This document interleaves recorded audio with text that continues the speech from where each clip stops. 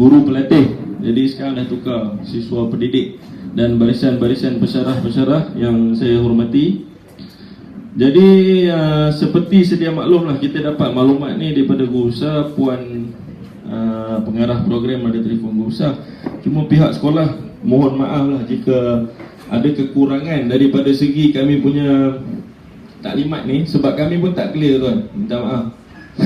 Jadi maklumat tu tak sampai tepat kat kami lah. Jadi kami cuma diberitahu nak adakan taklimat pengurusan pengendalian PDP. Kalau kita dapat lagi mudah, maksud dia yang saya faham tadi, tuan-tuan ni perlukan latar belakang sekolah, perlukan segala-gala berkaitan sekolah, bagaimana PDP itu dijalankan di sekolah asli, kan? Itu yang dimaksudkan. Jadi benda tu tak sampai kat saya. Biasalah miscommunication. Jadi saya cuba jugalah yang terbaik. Kalau ada apa-apa yang perlukan bantuan, perlukan pertanyaan, tanya terus, tak ada masalah. Okey. Jadi saya mulakan dengan sejarah sekolah lah. Sejarah sekolah ni dibuka pada 1946. 1946, jadi dah lama lah. Asalnya tahun 1800 tu, dia ada satu Tok Batin, dia buka sekolah asli ni di Hile. Sini Hulu. Hile tadi yang pensyarah datang tadi daripada Pagar Harapan tu di Hile. Jadi dia bangunkan satu pondok untuk dijadikan sekolah. Dan setelah dibangunkan di situ, benda tu masyarakat asli di sini dia belajar di situ untuk sementara waktu sebelum dijadikan sekolah sebenarnya di sinilah. Dan ditadbir sepenuhnya pada 13 November 1946. Okay, dan kini sekolah tu sampai sekarang berada di sini. Dan kita mendapat beberapa pembaharuan pada tahun 2009, 2010. Inilah bangunan baru yang kita terima, Bu. Ada apa nama ni, pos, kita ada kantin. Sebelum ni kita tak ada. Ini semua open. Dan atas tu jalan pun masih bukan jalan tar. Masa saya first time posting 2008 ke sini, tercabutlah bumper kereta saya tu. Jalan yang tadi adik-adik lalu tadi tu dan para pensyarah lalu tu, itu yang paling baik lah. Pada 2010 baru kita dapat benda tu. Jadi 2 tahun barisan guru ni menghadapi masalah yang sama juga dengan sekolah asli di Pahang ke Kelantan yang lain-lain. Walaupun kita ni taraf bandar 15 minit ke Nilai, 15 minit ke Seremban, tapi ada masalah tu berlaku. Alhamdulillah kita dapat jalan tu. Dan pergerakan guru dan masyarakat asli di kampung ni berjaya lah. Jadi profil sekolah, guru mencukupi dan 100% terlatih. Okay, kita tak ada guru JSPT. 90% guru mempunyai pengalaman mengajar sekurang-kurangnya 5 tahun. Macam saya sendiri di sini tahun ke-8. Saya tahun ke-8. Jadi 2008 saya. Jadi ini adalah tahun ke-8 saya lah. Kemudahan fizikal bangunan prasarana, alhamdulillah buat masa ni baik, tapi masih ada naik-naik. Bumbung-bumbung penuh dengan naik-naik, tinggal nak untuh je. Jadi kita dah mohon bangunan baru. Sebab kita masalah di sini, tanah ni adalah tanah orang kampung. Ini adalah budi bicara Tok Batin. Dia bagikan tanah ni untuk dibangunkan sekolah. Dia bukan macam sekolah luar. Jadi kita bukan sewenang-wenangnya nak buka pagar, nak naikkan bangunan 8 tingkat, nak buat asrama ke apa, tak boleh. Kita kena budi bicara dia. Macam sekarang kita dah ada kawasan, at least kalau kita dapat pembangunan pun dalam kawasan yang sama. Kalau kita buka, adalah macam-macam lah kerenah dewangan, kita kena hadapi lah. Seterusnya, bantuan sumber tenaga kewangan program kita dapat daripada Jabatan PPD serta APG. Dan macam APG teknik, ini adalah tahun kedua kolaborasi kita. Tahun lepas kita dengan Jabatan TESL datang. Jadi tahun ni daripada Jabatan Ilmu Pendidikan, alhamdulillah kami menyokong penuh lah benda-benda ni. Sebab pelajar ni memang dia tak keluar daripada kampung. Bila ada macam ni punya program, masuk ke dia akan kenal. At least dia bercampur dengan orang luar. Cuma kalau kita nak bawa dia keluar pun mungkin dalam aktiviti sukan ataupun co-akademik, kan, dia keluar, itu saja. Selebih pada tu minta maaf, memang dia dalam kampung. Sebab dia punya habit, aktiviti dia penuh. Jadual dia tu pack. Daripada keluar pagar sekolah, dibukanya kasut sekolah, disalin dia baju sekolah, plastik dah ada dalam poket. Okey, jadi dia terus panjat pokok. Panjat pokok, lompat ke satu pokok ke satu pokok. Itu dia punya habit. Jadi kita tak boleh nak halang benda tu kan. Itu memang budaya dia. Okey, seterusnya kerjasama PIBG. Alhamdulillah, PIBG cuma dekat sini dia memberi bantuan lah. Dia support anak-anak dia datang ke sekolah. Dia orang ni satu masyarakat yang betul-betul menghargai sekolah. Itu memang saya tak nafikan. Kalau anak-anak dia datang, dia tak datang sekolah, dipukul kan. Dia pukul, heret datang ke sekolah. Baru minggu ni rasanya kan, yang seorang tu dia hantar tu. Jadi guru besar tengok pun terkejut kan. Benda tu tak berlaku untuk sekolah SK biasa. Memang mustahil. Kalau kat luar confirm peguam. Jadi kat sini Alhamdulillah, memang dia benarkan kita pukul, tapi guru tak ambil kesempatan lah. Kita cuma tengok ada kat mana dia punya tu kan. Sebenarnya perancangan aktiviti yang baik dan efektif oleh pihak sekolah dan PIBG. Okey, visi sekolah ke arah membentuk pelajar berkualiti dan berketerampilan untuk melahirkan insan cemerlang.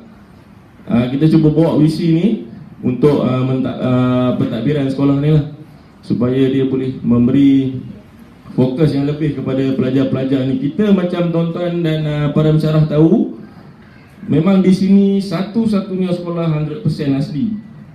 Kita ada 4 sekolah yang digazetkan sebagai SKA, iaitu SK Sekolah Kebangsaan Asli. Kita satu-satunya 100%. Dan unlucky kita dalam Seremban. Maksud saya unlucky itu sebab kita dalam bandar. Yang lain ada satu di Pilah, di Jempol dan di Jelebu. 3 sekolah lain. Bila kita dalam bandar, kita dianggap sebagai SK biasa. SK seperti SK luar biasa. Jadi dia lupa A tu. Jadi untuk keputusan ataupun pembangunan murid ni, atau dari segi akademik, dari segi co-curriculum, dari segi kurikulum sendiri pun akan ada kekurangan dia, dibezakan dengan sekolah-sekolah SK lain. Okay. Seterusnya misi kita melahirkan pelajar yang menguasai 3M. Ini kita punya core lah, bagi saya core lah. Kita nak dapatkan dia 3M tu dulu. Sebab kita masih ramai. Kalau tadi adik-adik tengok macam mana dia orang, itu program kita buat tu, Bacalah Sayang. Itu boleh nampak bagaimana dia nak baca tu pun mengambil masa. Dan bila kita mungkin separuh daripada pelajar ni, murid-murid ni, semua di kelas pemulihan yang perlu dipulihkan. Okay? Macam Linus banyak. Jadi kita guru-guru memang menghadapi kesukaran untuk faktor tu lah. Kita nak elakkan sebab sekarang kita dah transformasi NKRA dan sebagainya. Jadi benda tu dah kita terpaksa ikut. Sekolah terpaksa ikut menentukan seiring. Jadi bila nak ikut, kita terpaksa lebihkanlah kita punya tenaga untuk selamatkan budak-budak ni. Sebab memang kalau nak ikut peratus Linus kita pun bahaya juga. Kita mengganggu gugat terus PPD Seremban. Sebab PPD Seremban dah terkenal antara 2 PPD terbaik dalam Malaysia kan. Jadi bila jatuh kepada SKTK, kita menjadi masalah untuk diorang lah.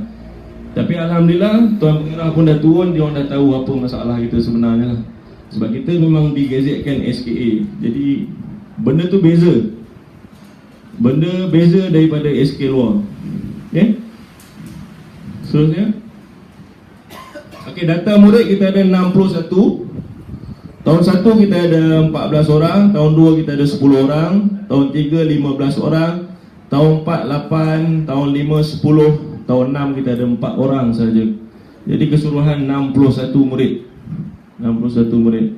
Data guru kita ada guru Melayu 11 lelaki, 2 perempuan, dan guru berketurunan orang asli seorang yang guru saya sebut tadi.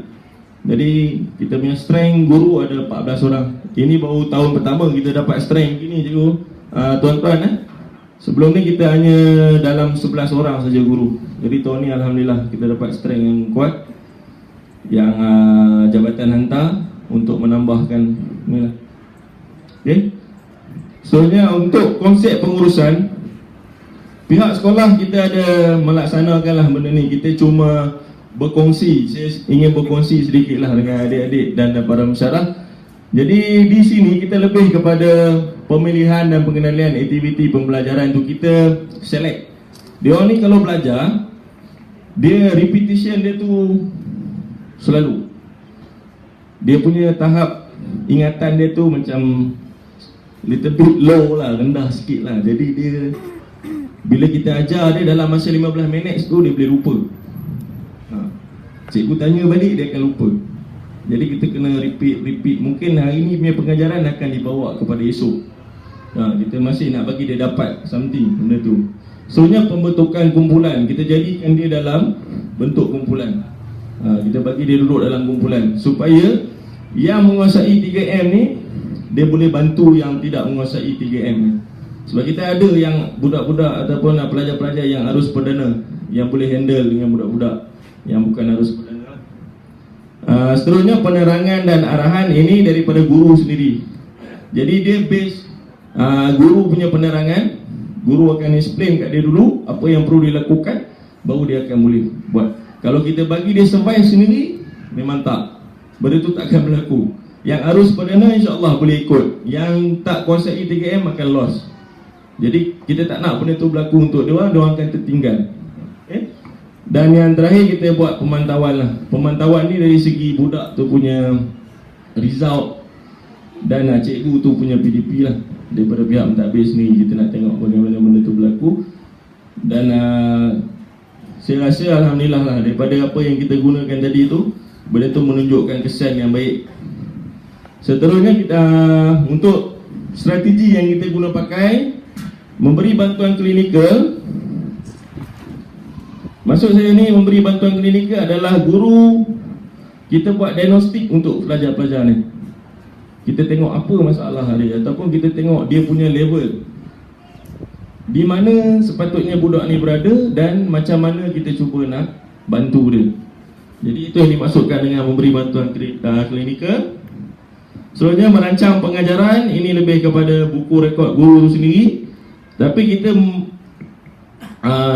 cuba, maksudnya di sini para pelajar ni dia lebih kepada main, makan, dia kena tambah M. Jadi dia dah jadi 5M extra. Kalau kelas PJ dia akan datang, confirm dia datang. Lepas tu kita lakukan pula 1M 1S pagi, esok pagi. Kalau tuan-tuan datang esok, lagi nampak diorang ni meriah di padang tu, semua akan datang. Sebab dia memang minat benda tu. Okay, dia minat. Tapi bila kita patah balik kepada PDP, dia akan kembali kepada kurikulum balik. Dia kena belajar dengan buku, dia kena buat latihan, dia kena buat kerja rumah. Itu yang membebankan dia. Dia rasa benda tu satu bebanan untuk dia. Sebab di sini kebanyakannya murid, kita akan selesaikan masalah ataupun kerja rumah di sekolah. Kalau kita bagi dia bawa pulang, esok dia akan bawa balik benda yang sama. Dan last kali kita yang akan frust. Jadi kita akan selesaikan di kelas, ataupun kita waktu balik tu kita tahan dia sebentar untuk buat latihan, bagi dia selesaikan latihan dia tu. At least sebab kita di Negeri Sembilan ni, kita sahaja sekolah asli yang tak ada asrama. Itu satu lagi unlucky untuk kita. Yang lagi 3 ada asrama. Dan Cikgu Suranita sendiri tu pun dia daripada Pahang, sekolah dia asli 100% asli, ada asrama. Jadi dia cakap di sana dia ada waktu prep. Habis waktu sekolah budak ni akan ada prep pukul 3 tu kan. Lepas tu malam ada prep lagi. Jadi di situ budak tu akan buat kerja dia. Bila dia tengok rakan-rakan lain buat kerja, dia pun akan buat kerja. At least dia dapat something. Di sini 1-5 minit dia balik, habis. Esok dia datang balik. Itu masalah kita lah. Jadi kita tak boleh nak taklah sampai cikgu ni nak kena pakai kain pelikat duduk serumah dengan dia orang kan. Sebab nak membantu. Kalau ada asrama insya-Allah, sebab kita ada warden, jadi boleh bantu dia. Jadi ada juga 2-3 orang parent yang betul-betul supportive, ataupun dia membantu anak dia ni, dan dia tahu level anak dia. Dia datang jumpa kita, dia tanya macam mana anak dia punya level apa semua kan. Itu kita membantu. Dan ada juga parent yang betul-betul biar terus. Jadi dia cuma mengharapkan guru-guru di sekolah ni menyampaikan segala-galanya untuk anak dia, dan dia mengharapkan anak dia akan boleh membaca dan mencapai 3M tu. Jadi apa yang kita boleh bantu, kita bantulah insya-Allah. Selanjutnya melaksanakan pengajaran. Ini lebih kepada PDP.